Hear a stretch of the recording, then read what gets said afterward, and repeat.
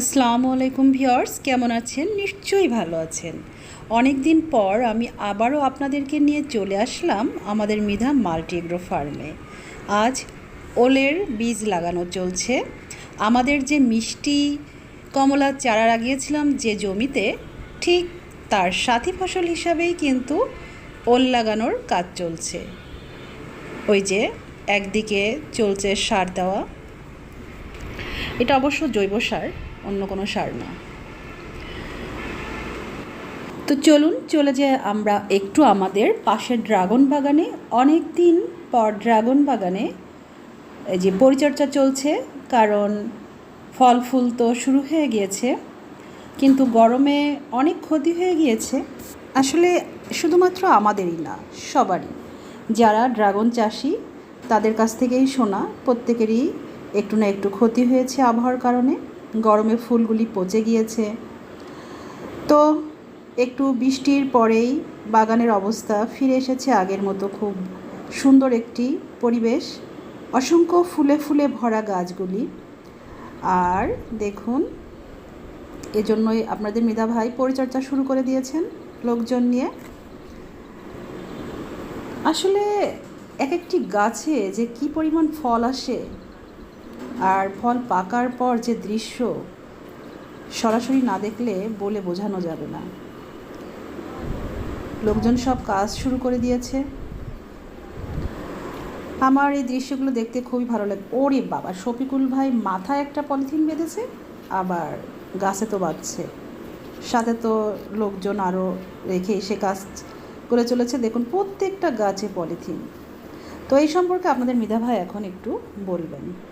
আমাদের Mridha multi agro ফার্মে দেখছেন আপনারা যে ড্রাগন বাগানে মানে খুবই বাম্পার একটি ফলন এসেছে, এবং প্রচুর ফুল, এবং এই প্রতিকূল আবহাওয়ার কারণে এই ফুলের পরাগায়নের ক্ষতি হওয়ার আশঙ্কায় আমরা এই ফুলে আবার পলিথিন ব্যাগ দিয়ে প্রোটেকশন দিয়ে রাখছি, যা আমরা সকালবেলা আবার খুলে দেব। দেখুন, আপনার ফুল দেখলে আপনার মন জুড়িয়ে যাবে যে কোনো গাছ কম বেশি না, প্রচুর পরিমাণে ফুল আর ফুল। সমস্ত আপনি যেদিকেই তাকাবেন শুধু ফুল আর ফুল।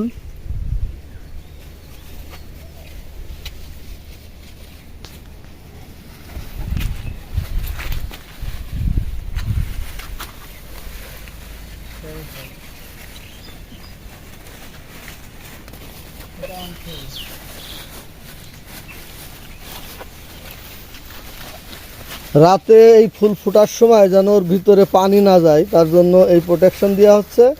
সকাল হলে আবার আমরা এগুলো খুলে দেব। এখন এই চেষ্টা করা হচ্ছে, দেখা যাক কি হয়, কতটুক ভাগ্যে কি আছে।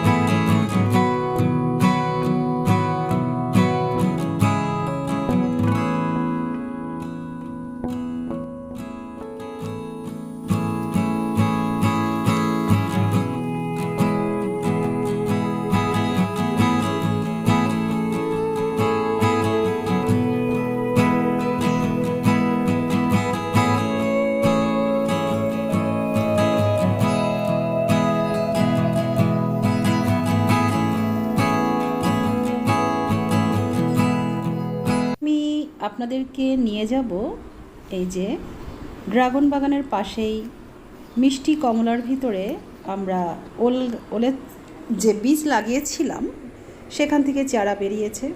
অনেক বড় বড় হয়ে গিয়েছে। ওলের ডাঁটা আর কাঁঠালের বিচি সাথে যদি ইলিশ মাছ হয়, নারিকেলের দুধ দিয়ে কী মজা খেতে। ওল গাছে বাতাস বয়ে চলেছে, সবুজ গাছে বাতাস, দেখতে যে কী ভালো লাগছে আমার।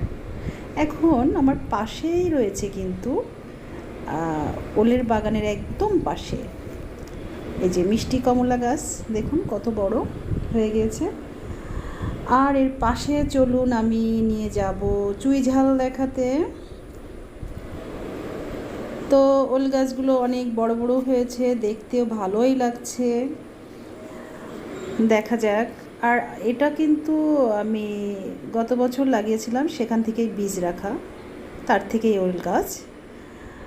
এখন এই দেখুন ওলের পাশেই একেবারে চুই ঝাল, সেই চুই নবদ্বীপ, খুলনার যে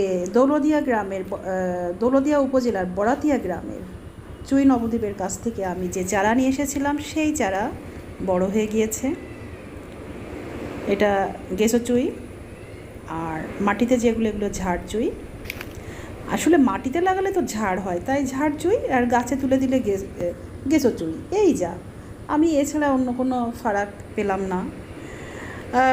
বর্ষাকালেই আমি ভাবছি যে এখান থেকে কিছু চারা তৈরি করে আলাদাভাবে রেখে সেগুলো আবার লাগিয়ে দিব, তো সেই সময় আসুক।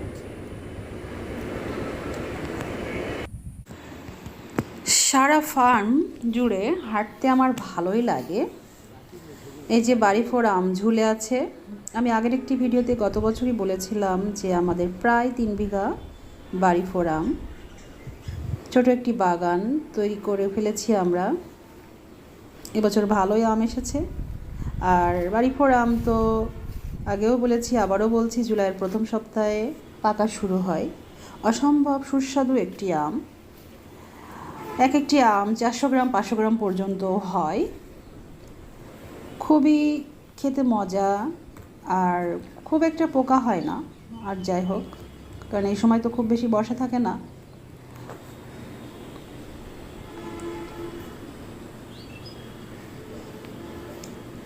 আম গাছে ধরা দেখতে এত ভালো লাগে, তারপরে তো যে আমগুলি গাছ পাকা, সেগুলো আমার অনেক ভালো লাগে দেখতে। আর গাছ থেকে নিজ হাতে আম পেড়ে খেতে মজা, এত মজা বলে বোঝানো যাবে না। আর এই প্রকৃতির মাঝে হেঁটে হেঁটে এই যে একেবারে বিশুদ্ধ আম গাছ থেকে পেড়ে খাওয়া মানে কিন্তু একটা, মানে আমার কাছে একটু অন্যরকম লাগে, যে অর্গানিক, একদম পিওর অর্গানিক। তো অনেকে আমাদের কাছ থেকে আম নেন, কারণ এরকম আম তো সহজে মেলা ভার।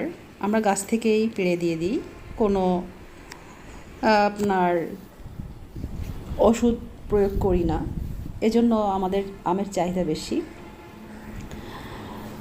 তো খুব ভালো লাগছে আসলে, আমের সময় আম খেতে হবে।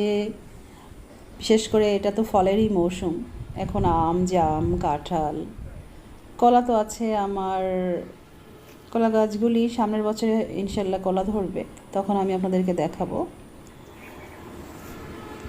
এই আর কি। তাহলে আমার আজকের ভিডিও যদি আপনাদের একটু ভালো লেগে থাকে, আমার চ্যানেলকে সাবস্ক্রাইব করতে ভুলবেন না, লাইক দিবেন, কমেন্ট করবেন, শেয়ার করবেন, আর ভালো ভালো কমেন্ট করবেন। যদি খারাপ লাগে খারাপ কমেন্টও করবেন, আমি পড়বো, অ্যান্সার করব। তো সবাই ভালো থাকবেন, সুস্থ থাকবেন, আর ফলের মৌসুমে বেশি বেশি করে ফল খান, সুস্থ থাকুন, এই দোয়া করি।